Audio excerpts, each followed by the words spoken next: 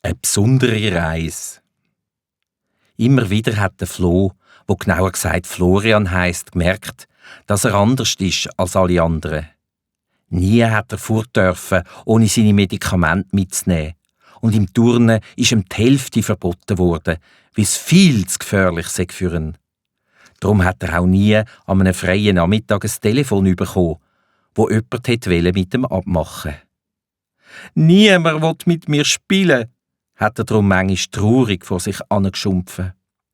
Heute ist es wieder einmal besonders schlimm für ihn. Die Kindergärtnerin hat von seiner Mutter erfahren, dass er vorgestern Abend einen epileptischen Anfall hatte und darum gestern den ganzen Tag gefehlt hat. Ein solcher Anfall bei seiner Krankheit bedeutet, dass er plötzlich zusammengeht. Dann liegt er ohnmächtig am Boden und macht ganz komische Zuckungen und der Speuz läuft ihm aus dem Maul, ohne dass er etwas dagegen machen kann.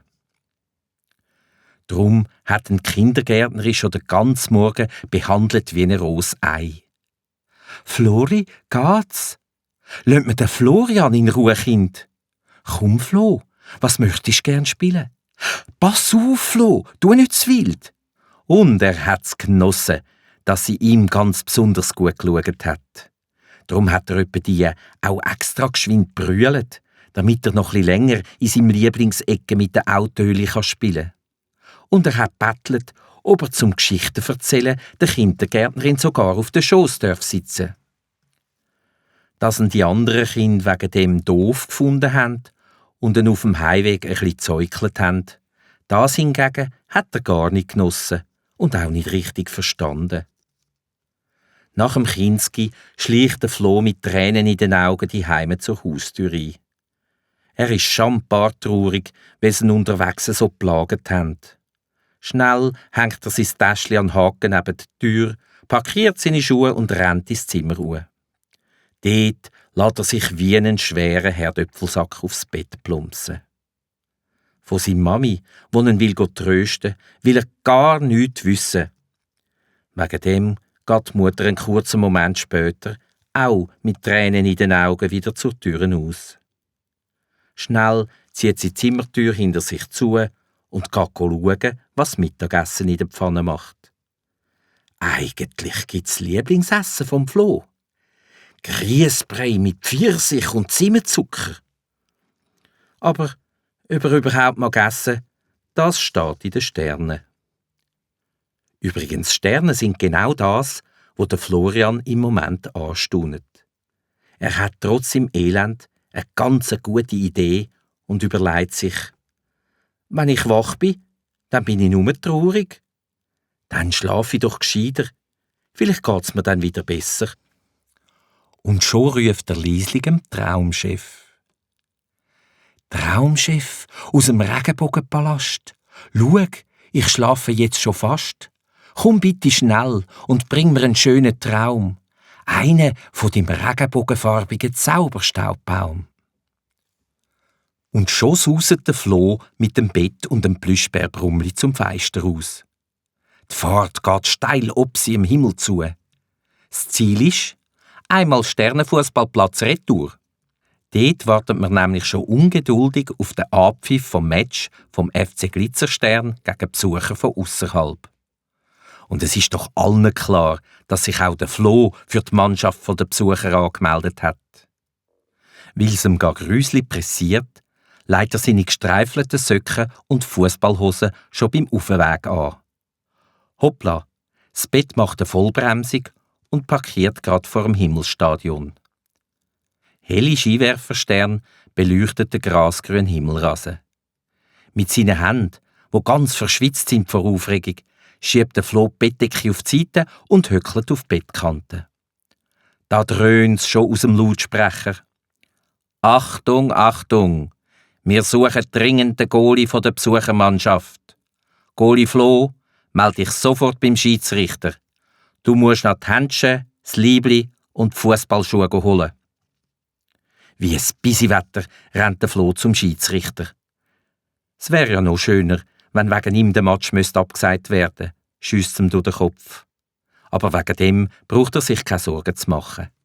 Auch wenn der FC Glitzerstern schon in der Liebli parat steht und auch die Besuchermannschaft außer dem einsatzbereit wartet, langt es ihm dann doch noch. Aber halt mal, was sind denn das für bekannte Gesichter in der Besuchermannschaft? Das sind doch wirklich seine Kindergartengespänli. Vor lauter Staunen, dass gerade die da sind, winkt er ohne zu überlegen mit beiden Armen kräftig zu ihnen über und ruft fröhlich «Hallo zusammen!» Und sie winken dem Freundli zurück. Schon wird die erste Halbzeit abpfiffen. Der FC Glitzerstern shootet schnell und gut. Aber auch die tapferen Kindergärtler wissen, wie man den Gegner austricksen kann.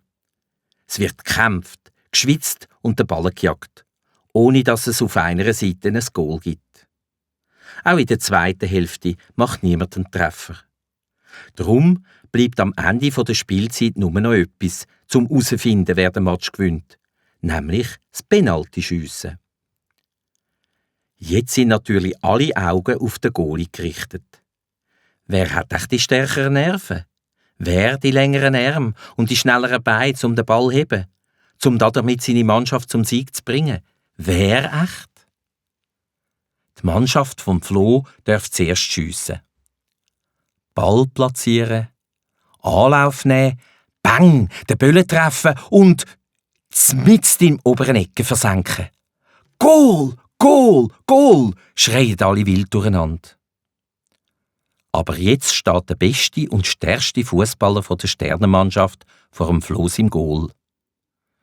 Er nimmt Anlauf, ginget voll am Ball und lässt den Bolzen gerade aufs Goal zusausen. Und dann macht der Flo einen super Hechtsprung und fängt den Ball noch vor dem Goal sauber ab.